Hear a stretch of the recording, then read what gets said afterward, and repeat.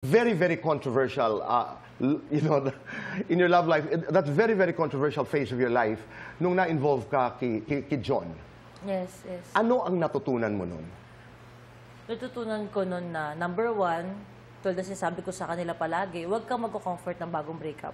Number two, huwag kang maging dahilan na ikakasakit pa ng puso ng isang babae. Kasi kakarmahin ka talaga. Hindi lang din sa karma, mali yun. Tama. Mali yun. Tama. Oo. Mali I totally agree. Except that in your story, sa pagkakalam ko, hindi mo kasi alam eh. Nung umpisa. Magulo talaga siya. Pero ang number third po na naintindihan ko is, attention is not love. Akala ko kasi pag may attention na binibigay sa akin, love yun. Wow. Hindi siya love. Ulitin nga natin yon. Una, mula sa dulo, attention is not love. That's very important. I agree.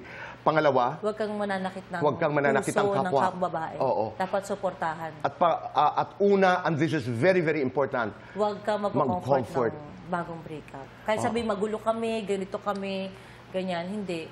Magiging panakit butas kayo. Tama.